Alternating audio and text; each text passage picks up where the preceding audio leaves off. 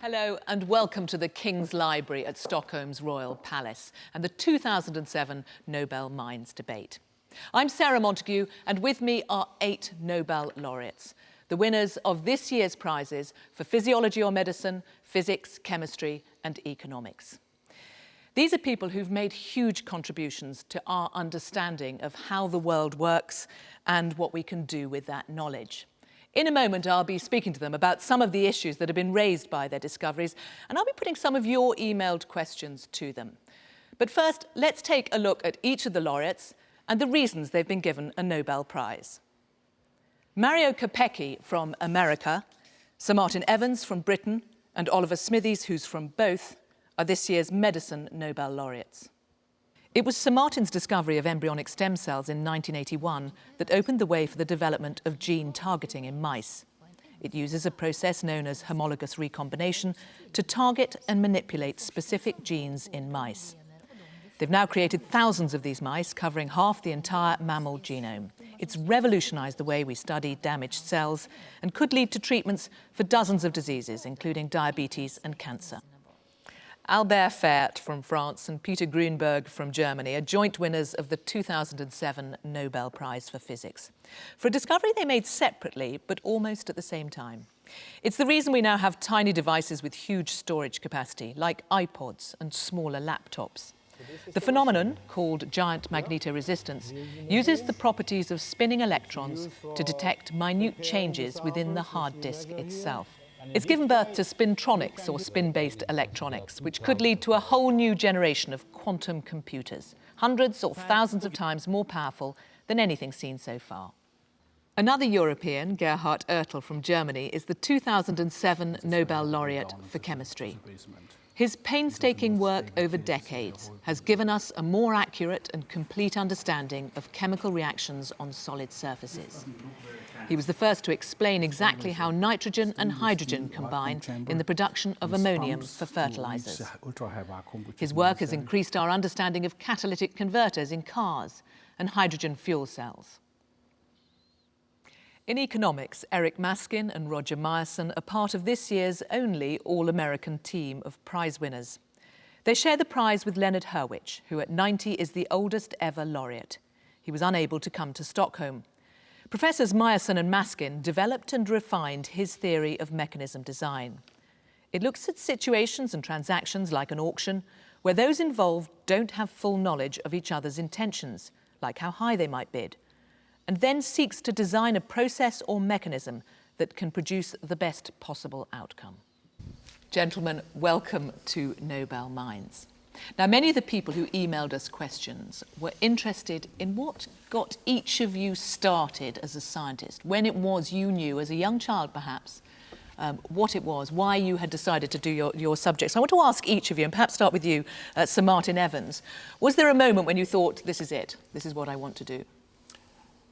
No, I don't think so, but I've been asked this question a lot, and I've been sort of searching the deeper recesses of my memory. And as far as I can see, I've always felt the same about things. I've wanted to know how things worked. I've wanted to take them apart, put them together again, change them, find out. And I think the first experiment I can remember doing, I was certainly less than 4, I was probably 3, that we were having some building works done on our house. And my parents had forbidden me, very specifically, to go anywhere near the building materials. And you know how your memories are things which stressed you at the time. I was obviously completely disobeying them. And I sneaked round the back of the house, and there was a barrel with some water on top.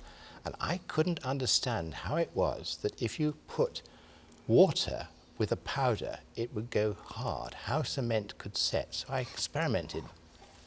It didn't work. First experiment. It didn't work, which, as my colleague Oliver will tell you, is a good experiment because it gives rise to better tries next time. Roger Myerson, was there something for you when you thought, I know, I want to? Oh, certainly. I remember when I was 12 and read a very famous science fiction story, Asimov's Foundation. Suddenly then the dream of maybe becoming a mathematical social scientist came into my life. It's a story about the the mathematical social scientists saved the galaxy, and it's a very, I wouldn't be surprised if it's translated into Swedish. Among many languages, it's a very well-known story, but for me it was important. I should say, I think Asimov wrote this around 1950 as a part of a worldview when he was part of the generation that had seen the very fundamentals of nuclear science, the physics at the most fundamental theoretical level give rise to the atom. And people would say, I remember in my youth, that we need to understand ourselves as well as we understand the atom because of this challenge of these nuclear weapons that have come. And I think that was what motivated that book. And I got from that novel a sort of sense that just as theoretical physics has generated miracles and challenges, so we need to theoretical social science is important, and that's a dream that I still have to this day. Peter Grünberg, when we were talking earlier, you said you wanted to be a forester.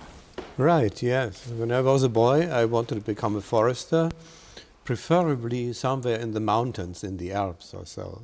It was kind of romantic. But then at the age of about 14, as far as I remember, I got very interested in the question, why does the moon orbit around the Earth orbits around the sun? And then later I understood one has to be Newton in order to find that out by yourself. Well, Newton found it out for us, and it's the attraction between masses. And I was very impressed by that result, and I decided I would like to hear more about physics, and that's how I got into physics. Gerhard Ertl, was there something in your youth that you remember as a point at which you said? I think it was, again, that's about the same age, 12 or 13, when I got a book as a gift entitled Chemical Experiments at Work. And so I got the chemicals, I got the equipment, and I started to do experiments in my room, and the experiments really worked, so I was very much excited. But soon my mother was not so longer satisfied with that, because my room was sometimes smelling very strangely. And she told me once, you cannot sleep any longer in this room, you will be dead the next morning. So I stopped chemistry and moved into physics. I was building radios, and that's why my first degree is now in physics, not in chemistry. But you came back to chemistry. Yes, that's right. Oliver Smithies, what about you? Oh, I think I read a comic, as I remember. And in this comic, there was a comic book, I think, where there was a character, an inventor. And I decided I wanted to be an inventor. I was about 7, I think, and I didn't know the word scientist, so I'll be an inventor. And that's what's happened, really. I've been an inventor for a long time, and that's, I think, is a fair description of my science. Albert Fert, I read that you said that you were afraid of physics, or the physics world. Yeah, I'm afraid by the accumulation of knowledge. What is there some space for me in this field? Okay, and so I can say that when I was a teenager, my passion did not start when I was a teenager. At this time, I was thinking that science was below philosophy, arts, literature. Certainly, the influence of my teacher of Latin and Greek, for example. And my passion started during my PhD, when I saw that the work of researcher was a work of creation, and when I saw that you can imagine something with electrons and spin, for example, in your mind, and then you realize that what you have imagined can become a reality of the experiments, and sometimes a reality you see then in the device. For Peter Grünberg and me, it is very gratifying to see that we had in your mind some purely abstract constructions became a reality in your computer or in our iPod and in several devices. Mario Capecchi, what about you? I think the interest actually started fairly late. I mean, one was actually a home environment. That is, my uncle who raised me was a physicist, so physics was a topic around the table.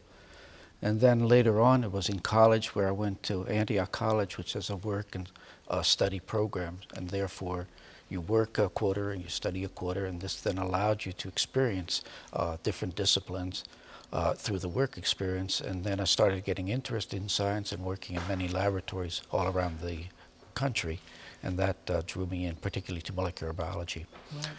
Eric Maskin, were you also a late developer, or did you know early on?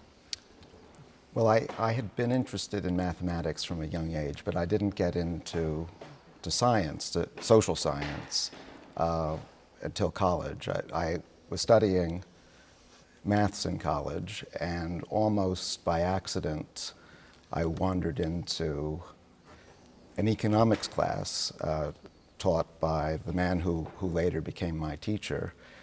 This was on frontier work in economics, and actually a large portion of the course was devoted to work by Leo Hurwicz on mechanism design. And I thought, what a great combination, because the work combined the clarity and the precision of mathematics, but it was at least potentially applicable to the most important social and economic questions, and I was hooked. Okay. Well, let's fast forward now decades and bring us up to date, because you've obviously all won your Nobel Prizes for various things, but I want to go sort of come right up to date. Professor Grünberg, Manohar Rao has emailed us from India. He's a PhD graduate, and he wants to know, when you both made this discovery about GMR, giant magnetoresistance, did you realize the applications it would have for data storage? I think we did not realize the extent, I mean, the size and the amount to what it would come finally. But there was certainly the possibility. There was a very interesting new effect, and there were other magnetoresistance effects which were already applied in the plants to be applied. And this was stronger than the others, so there was a very good chance that this really could also be applied and go into the application. Albert Fert, perhaps the most famous application is the iPod, isn't Yes. it? I know you've... This is an iPod. This is an iPod. And that's a big one. A big one with the hard disk, and so using the GMR to read the hard disk. And so, in fact, the GMR has been applied to the hard disk of the computer. It has been possible to store a very, very important memory in a small area of the disk. And then this led to an extension of the hard disk technology to very small hard disk and to the use of the hard disk in mobile electronics, like iPods, cameras. Well, let's take a step back, because there's a reason that we have a Satsuma on the desk, isn't there? Yeah, the physics is in this orange. This is an electron. It is. Obviously. Obviously, this is an electron. In fact, this represents a charge of the electron. But I have also a pen in my hand. Oh. Okay. And this is the charge of the electron. This is the spin of the electron. It represents more or less, this is a quantum character of the electrons. And it represents more or less the axis of rotation of the electron on itself. It can be rotation in one sense, the spin is up, in the other sense, the spin is down.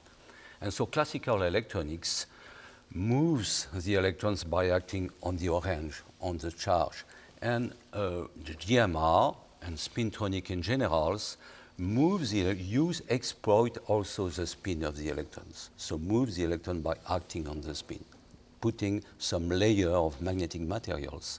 So that the concept is that for once, suppose that the layer is magnetic with the magnetization up, this electron can cross the layer, but this one will not cross. This is the general concept of spintronics, GMR in particular. Okay, and as a result of that, we have these sort of huge capacity for storage. We've had an email from a physics teacher in Kenya who wants to know, Peter Grünberg, whether there's a limit to how far you can reduce the size of storage. Well, it's probably very difficult to assess. There are signs that we are not so far away anymore from that limit, because this is not because of one could not make the sensor even smaller.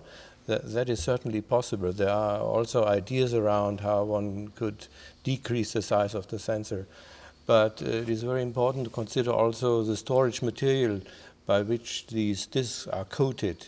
And there we are probably rather close at the limit, because now so-called AFC media have already been introduced to go further in that limit, but that will also be soon exhausted, and then I don't see any further means by which one could increase the storage density further. So I think we are not so far away from the limit. At room temperature. Yes. At low temperature. Okay, but we could go. I don't want to operate my PC at in low the fridge. temperature. We've had Shengwen Li, who's a scientist in America, wants to know which human diseases you reckon will benefit first from the research that you've done, because obviously there's had huge ramifications of what you've done. If you were to pinpoint where the most immediate benefit is going to be, where would it be, Sir Martin? First of all, I'd like to say that I don't think that that's a fair question, because there's a lot of parallel activity going on, and it would be very difficult to say, yes, this is where it's going to work first and come out first. One I would mention is a form of breast cancer. Now, this is an inherited form, it's called breast cancer 2 gene, and what we inherit is a faulty function of this gene. We now know that what it normally does, and when you say inherit a susceptibility to breast cancer, what you say is you have failed to inherit the normal function of not being susceptible. And this we now know is to do with DNA damage, which is because these cells cannot do homologous recombination. And we discovered that very small piece of information by making a mouse that had the same genetic fault as is found in the human. Now that's now gone on, and there are clinical trials in place at this moment to see whether it is possible to use that knowledge of the specific fault in the breast cancer to design a drug, or to use a drug which has been designed to kill only the cancer cells in the patient. And it's a wonderful possibility, but whether it'll come through will depend upon trials. Roger Myerson, to come right up to date with what you've been doing, I know when you heard that you'd won this award, you were actually doing some work on the American military's counterinsurgency handbook, which sounds rather strange, but you were... You have to understand, it's a field manual for the United States Army, but it also is implicitly and somewhat explicitly articulating a theory of the foundations of the state. As I think also the campaign, Paul Bremer wrote a book about his own experiences in running Iraq for the United States coalition. And again, it's a theory of the foundations of the state. But how did you apply your economics knowledge to... When my colleagues here talk about self-organizing systems, I'm a theorist of the foundations of the state, you look at history, you look at the world to see what happens, but you also, our discipline is to also we have to have a logical model that makes sense. And when, for instance, Bremer articulates a theory, he was doing very applied work, he was running a country, but he was also expressing a theory that the state must begin with a written constitution. I felt that doesn't make sense, that the basic, to use their metaphor, the genetic material of our social systems, I can't make a model of that, whereas I can make a model of it where it begins with leaders and their active supporters, that political leaders maybe should be thought of more as the genetic material of society. Now, this is a theoretical model that I can build. It is consistent with what we see.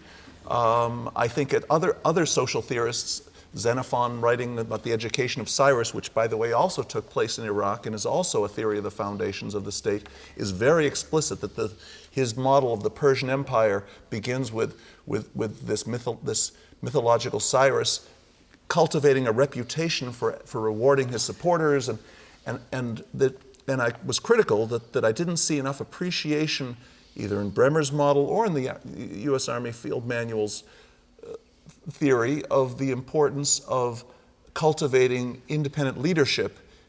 If your job is to encourage the foundation of a state, if your job is to encourage the foundation of a democratic state, it's not just the act of voting that makes a democracy. It's having multiple political leaders who have good reputations, who then can compete in those elections that's important. And I wanted to see the discussion of the foundations of the state, for example, when the United States occupied Iraq and was in the business of encouraging a new democratic regime.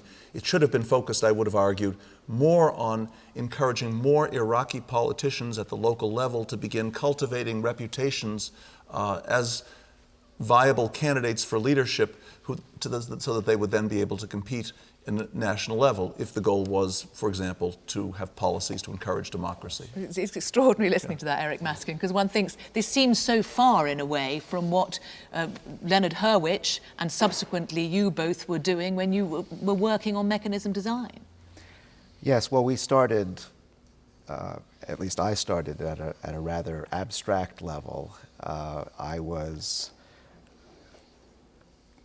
I was interested in categorizing which social goals could be attained by some mechanism and which could not. And at this level, particular applications to Iraq, to the theory of the state, were not even being envisaged. I mean, it was at the most general possible level. But of course, since then, you've advised Italian governments on bond auctions, the British government on carbon dioxide emission allocations. It's such a wide range of applications, and on elections. That's right. Well, I've enjoyed going back and forth from the general to the specific, and I've only occasionally given advice to governments or to companies. Well, in the case of the British government, they came to me. That's good. And they did appear to have listened. They were interested in reducing CO2 emissions in British power companies. And the way that they were going to do this was to first put up a pot of money. It was something like £300 million. And they wanted to use this money to give firms the incentive to pledge reductions. And the particular question they had for me was, how could they make this money go as far as possible? That is, how could they get the maximum reduction for the given budget? And I thought that was an interesting challenge. I don't usually take on such jobs, but this one seemed to. Did it put you off, though? I mean, or do you think I want to go back to the lab, my pens and papers, and do pure research rather than? On the few occasions when I've done a bit of consulting like this, it's always with the idea that perhaps there's a paper or two that can be spun off from the practical side, and that actually happened in this case. I wrote a couple of papers based on that experience. Do you ever get a control for your experiment? That's hard. There is now a fairly active field called experimental economics, which has been applied in particular to auctions, which is one of the things I'm interested in. So you put people in the lab, which is in our case a room with computer terminals, and you try out different auction formats, and you see how they behave in these different formats. So very often when there's a big auction to be run, there will be a bit of experimental work done beforehand to see at least approximately how people are going to behave. What's the aim to get the who is going to benefit from the? Well, different auctions have different purposes. Mm-hmm. Sometimes the idea is to put whatever is being sold. Sometimes it's radio spectrum. Yeah. Into the hands of the people who can make the best use of it, or who value it the most. Yeah. Sometimes the idea is just to make as much money for the seller as possible. Yeah. So it all depends on the context. Or the idea of the Vickery auction, where you're trying to get people to be honest. That's right. Well, William Vickery, who was a laureate about 10 years ago or so, came up with a very clever idea. Imagine that you want to get people to reveal how much they value a particular good being sold? Well, you could simply ask them, but of course they have no particular incentive to reveal that correctly. You could have them bid for the good and have the high bid pay his or her bid, but then each bidder has an incentive to understate, because if it's worth 10 to me, I'm not going to bid 10, because if I did, even if I won, I would have a zero net payoff. I'd get something worth 10, I'd be paying 10.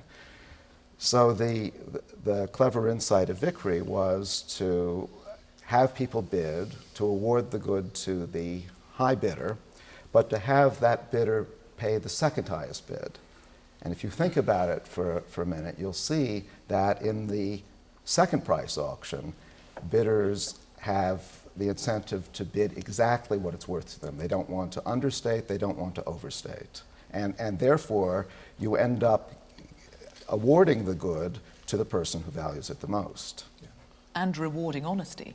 And rewarding honesty. And simplifying the bidding process so that you don't have to pay such an expensive consultant. There's a kind of a paradox at first. When you think about, you have a bunch of bids, and if you sell to the high bid, you're going to sell to the high bidder, but if you sell the second highest price, you're giving away some money, it seems, so maybe you're not going to make so much revenue as if you sold to the high bidder for the high amount.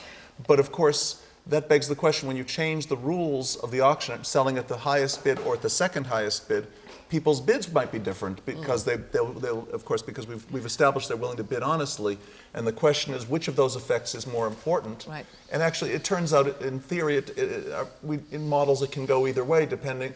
But there are a number of models in which, very simple and reasonable assumptions under which it turns out that the two exactly cancel out, and that the seller's expected revenue under the first price and second price auction is exactly the same. One of the important things that did, I think, in economic theory is we began to understand, when we tried to understand why there was this revenue equivalence, we began to see that there was an information rent value, that people were getting money, people's expected profit in some ways could be understood directly in some of these contexts by what they knew, rather than the details of the competitive situation. And that gave us the idea of, it helps us in economic theory to show people that information is power in a very specific model, in a way that, for example, managers of industrial plants, whether it's under a capitalist system or a socialist system, are going to have the ability to command rents from their specialized information. The nature of... If I was going to be a bidder in that sort of auction, wouldn't my best thing overall be to be the maverick, the defector, the one who, bids £1 million for something worth 20,000 and then assumes that the others are all bidding honestly, so I'll pay 20,000. There is a non-symmetric equilibrium of the auction of exactly that sort. And one of the problems with second price auctions is that those non-symmetric equilibria are very susceptible to collusion, I think. And as long as there's not somebody else thinking like you. I don't know and what then you thought about this before. That was Yeah. very quick and very important. You've hit on one of the problems with this beautiful Vickrey auction. Well, of course, But it's the same in biology. I mean, the defector from the social system can win evolutionarily, but then if he wins evolutionarily for too long, the system fails. And so you get this business where you get occasional defectors. But aren't you all occasional defectors? Aren't you individuals May who've well be. gone against the tide? We study equilibrium in which there are no benefits to defection, Yes. but there are non-symmetric equilibria of that form. Gerhard Ertl. But may I ask you a question concerning what you call experiments? Do they have the same criteria as experiments in our field? That means they can be repeated by everybody Yes. in all places on the world, and you will always get the same result. If not, you forget it. Is this the case? Yes, actually, we try as far as possible to emulate the standards set in the natural sciences. Of course, it's more difficult, but you do have an advantage, which there's an email from a professor in chemical engineering in India who is curious to know whether the days of a scientist working with paper and pencil alone are now over. And I'm guessing, Gerhard Ertl, in chemistry it certainly is. yeah, of course, science is becoming more and more complicated. We need the computers as a physicist as well, yeah, and also any calculations in chemistry. But I don't But agree not- with that. You don't agree with that? No, I mean, I don't think you need a computer to think. Yeah, okay. But in your work, you need specialised equipment, you need labs. Very little equipment. But it's not the sort of thing that could be done in developing countries, for example. Oh, of course it could. But as soon as you, Completely, there's nothing very difficult about what we've done. It can be done with simple equipment. I mean, you need a microscope, and you need to make something that will let you move things small distances, but they're not outside the reach of any country. I mean, you could get the equipment needed to do what we do probably for $10,000, I would say, maybe 20,000.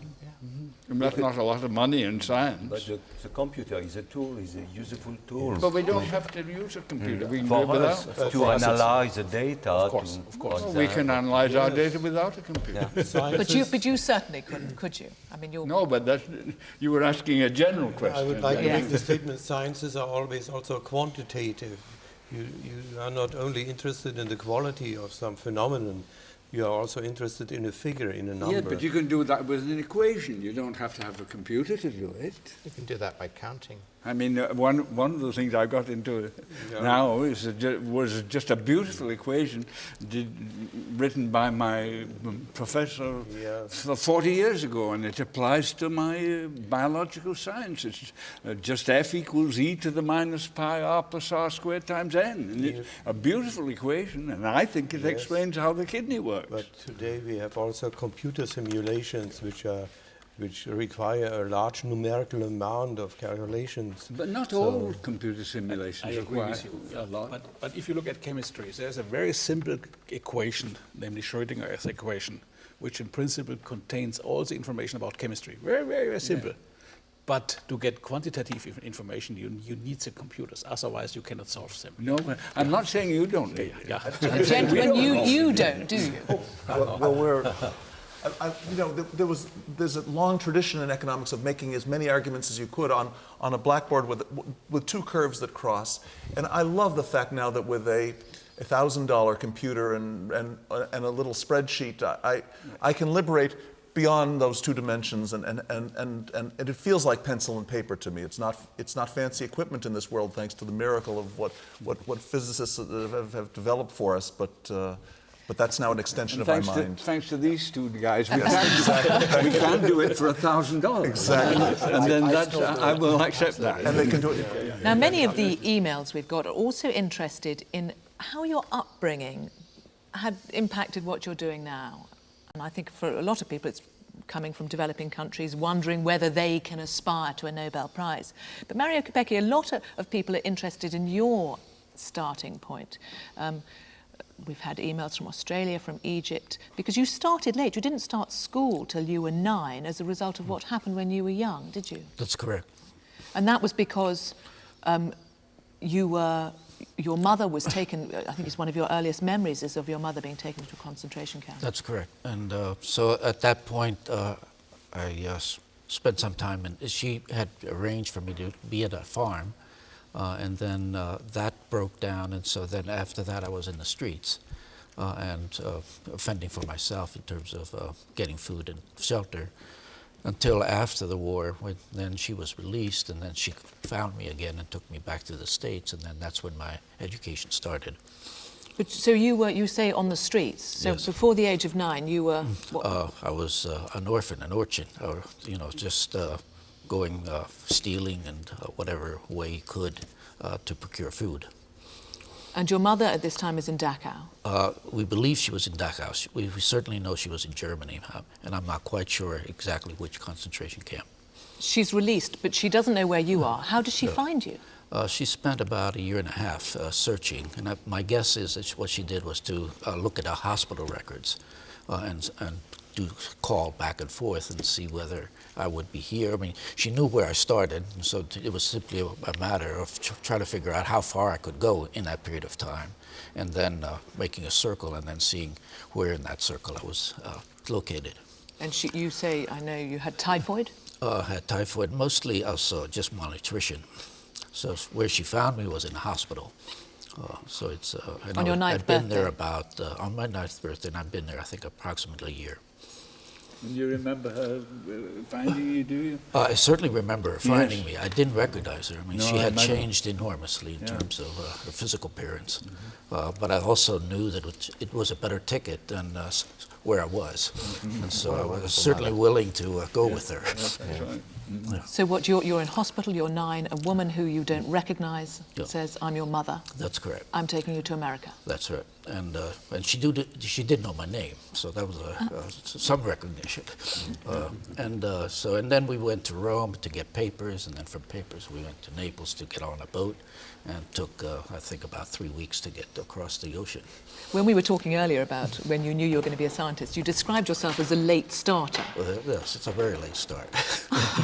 No, but it was. I think it's. I mean, one is the nice thing about early education is that it's sort of superfluous. I mean, I think it's a method of becoming socialized and learning how to deal with other people. But the amount of learning that you do is actually, I think, fairly limited.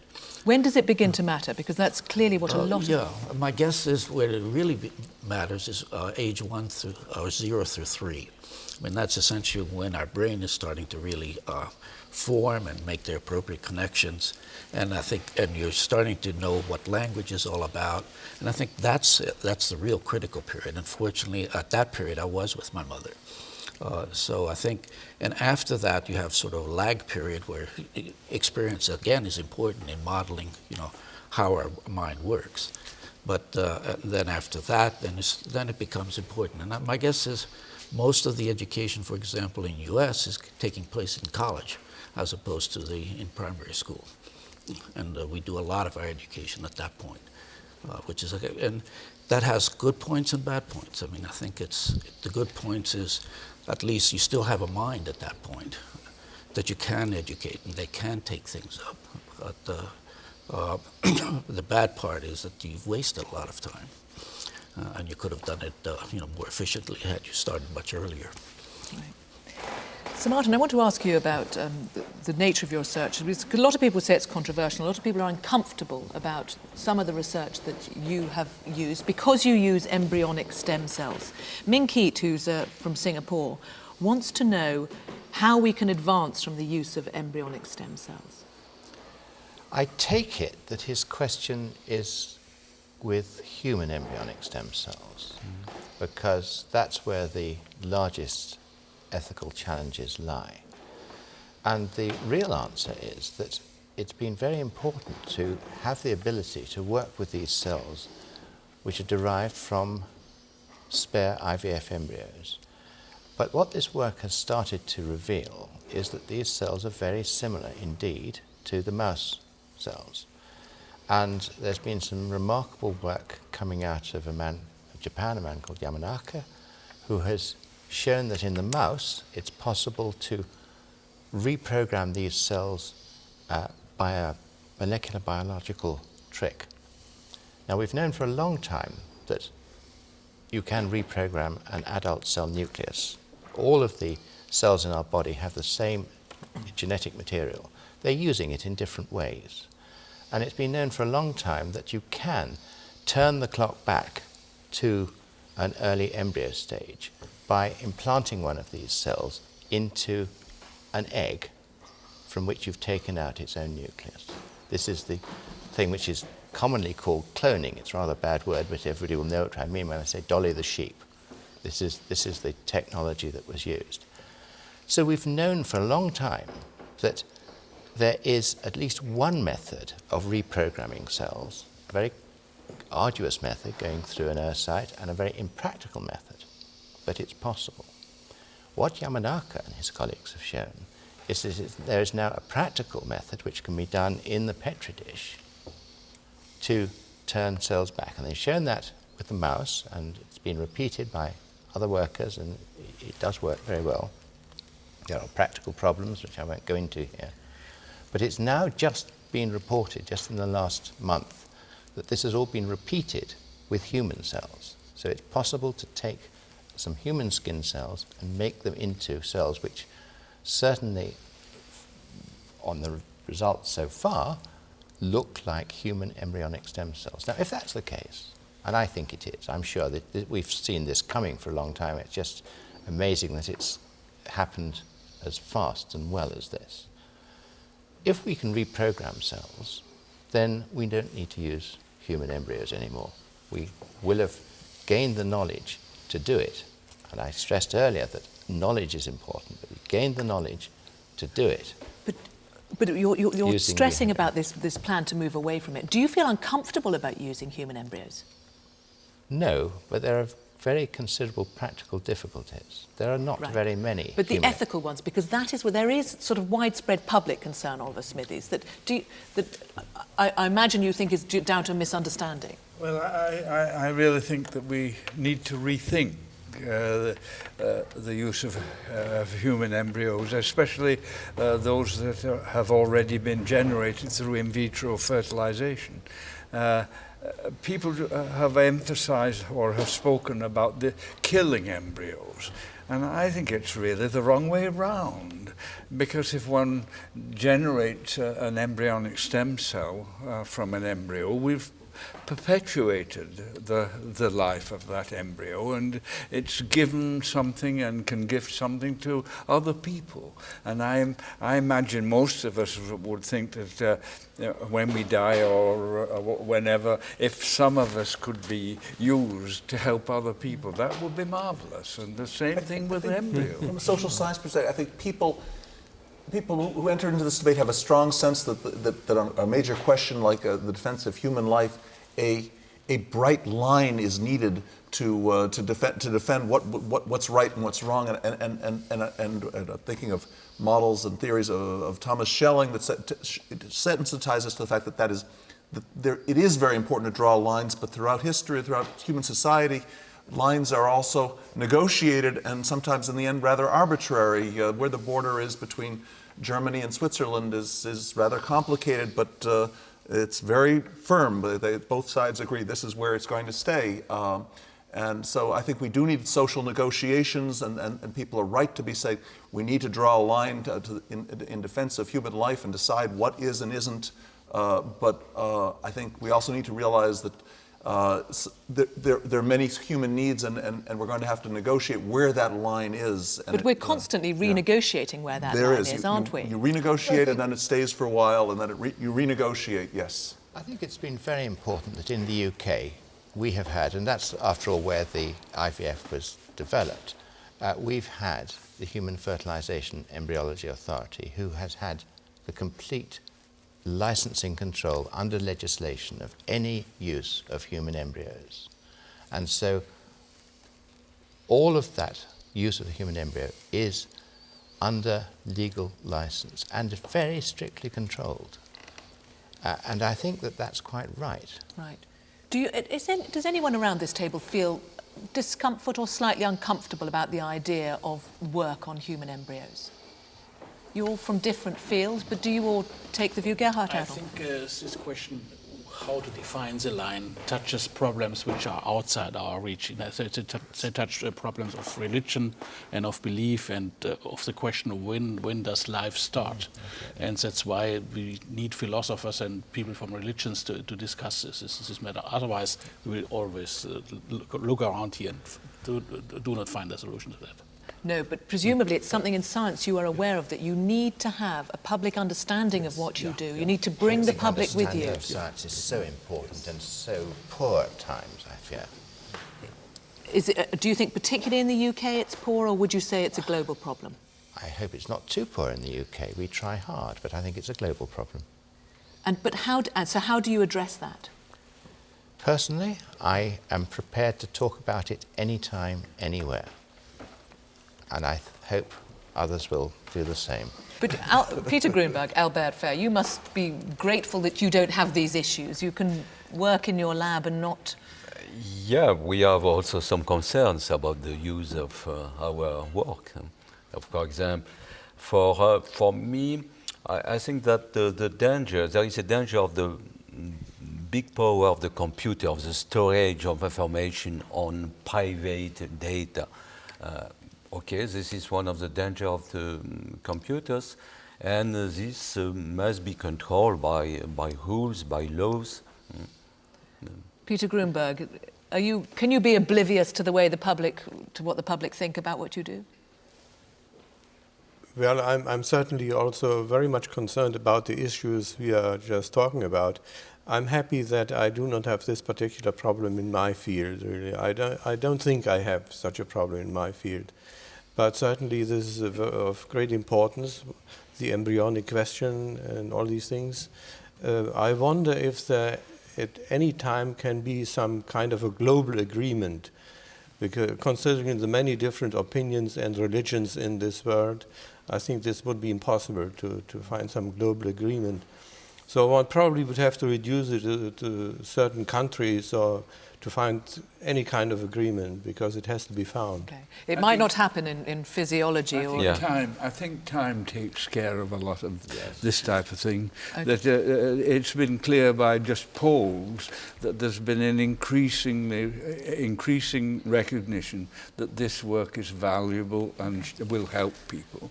And so people begin to change their mind as they become educated. And that's part of what democracy is.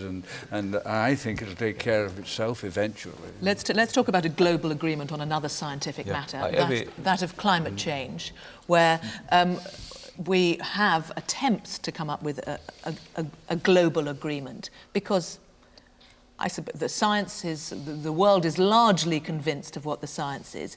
But now I suppose there's an expectation that perhaps science can help us solve the problem of climate change. Gerhard, Ertl, do you think that's right? I think we know enough about the reasons for the climate change, and there's not very many possibilities to affect these reasons from the side of chemistry or physics. Yeah? We know the sun is shining in, warming up the earth, and the infrared radiation is reflected back and is absorbed by the CO2 or the water molecules that vibrate. So it's very clear. We have computer models calculating the predictive progress of these effects. And what we can do now is essentially a matter of social sciences and of politics. Yeah. So it's down to... I think there are scientific things that can be done to help, aren't there? Because if the current use, for example, of corn to make ethanol is not a very efficient method of recycling carbon. But we can do it other ways. Yeah, but there's again a feedback through the market. Yeah, if something is more expensive, so people will not do it. Yeah, so it's okay. Ultimately, we have to change behaviours, which comes down to you guys. It does? You have to save the world. Well, the politicians will have to save the world. This is going to come down to some sort of international treaty or set of treaties on the control of carbon emissions. And it's in effect a mechanism design problem, because there are many ways that such a treaty could work. There are many alternative mechanisms that could be used. For example, one could try to introduce an international carbon tax. Alternatively, one could try to set caps on each country's emissions, so that, for example, each country would have to reduce by 20% or 50% by a certain deadline. Taking it one step farther, you could allow countries to trade their caps amongst each other. The idea being that if it were very efficient for Sweden to reduce, perhaps by more than its cap, it could trade some of the excess to Italy, which perhaps found it more difficult to meet. It depends on how the caps are set. Well, that's right. One way, this is a matter of negotiation, but one benchmark that could be used is by observing, and we have very detailed data on this,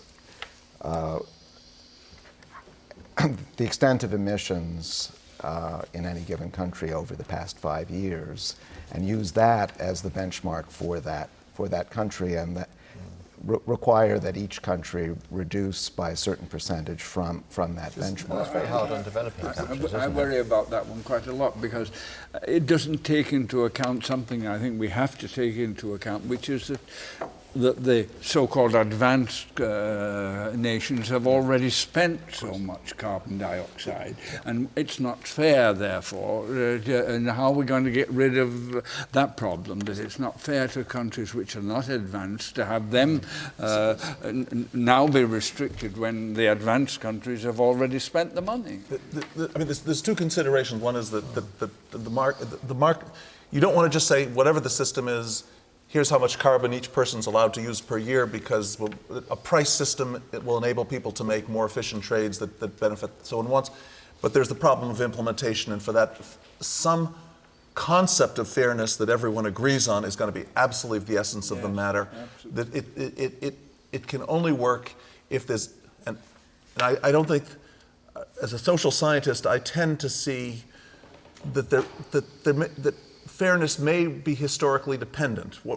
There's going to have to be broad discussions, and a large preponderance of the nations of humanity are going to have to reach an agreement as what fair means. And of course, as you say, the history has but we're also going to need, on the other side, to make this self-enforcement. First of all, a sense of fairness, so that people will agree, now that we've negotiated these general norms of who has what right, that anyone who violates that is threatening a system that threatens all of us, and creation the system will only work if in other ways there are politicians and other interest groups that have specific interests in making sure it's enforced. But the fundamental enforcement will be a global sense that we had these difficult negotiations, we agreed on these principles, now we're going to have to live by them. But it's what those principles will be is going to take some hard work. You're going to have to mediate here. Well, I tell you what, I'm going to mediate with the use of an email, because you talk about knowledge in a way. We know what we have to do. A 13-year-old student from New Zealand called Reed says, what have you done for the environment? Not encouraging others, what have you done? And Peter Grünberg, can I start with you? Have you got it? I mean, is there something you could say, okay, I'm doing my bit? Well, I must say I try to get information about all these issues, and my present status is that I think the only real energy which is there in abundance is solar energy. And if you think in a very long terms, then any other kind of energy resources would be exhausted anyway. Even nuclear energy at one point would be exhausted. So why not now go also into the exploitation of solar energy full scale and try to develop this further? So physics is brought back in. Albert Fert. Yeah, so the main problem, global warming, energy, we are not working exactly in this field of science, but all the science interacts, and so we have small contributions. Our science will contribute because it's better to have bigger computer to predict the forecast, the climate. It's better to reduce the consumption of the computers, for example. Our work certainly will lead to a reduction of the power consumer in the computer.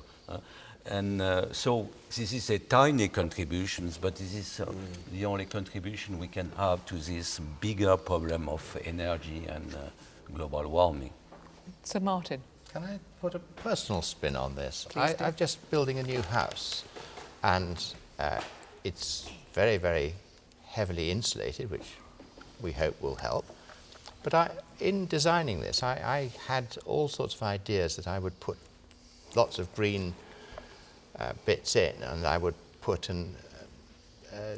electrovoltaic panels on the roof, I would have solar water heating, I would have heat pumps, and I've looked into this, and they're all not economic at the moment. That's the point. And this is a real problem, because if only it was, I could pay out and know that in, say, 10 years, you could have a payback time, that it would still be worthwhile. It's not. At the moment, all these technologies for a consumer like me cost more than they will ever bring back. Oliver Smithies, are you a green? Well, I have a hybrid car, if that counts, but it's a great deal of fun as well, and so one can combine the two. One can go green, as it were, and have something that's enjoyable. You also have a plane, though, don't you? Oh, well, well,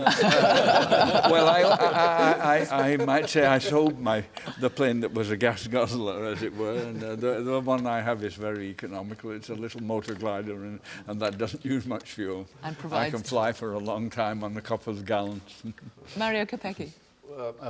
I see it as a problem of consumption, and so I think what we have to do is consume less. In particular, our nation is one that should be at the forefront of consumption, of reduction of consumption, because I think we have to learn to live in balance, essentially, with our world and our nature.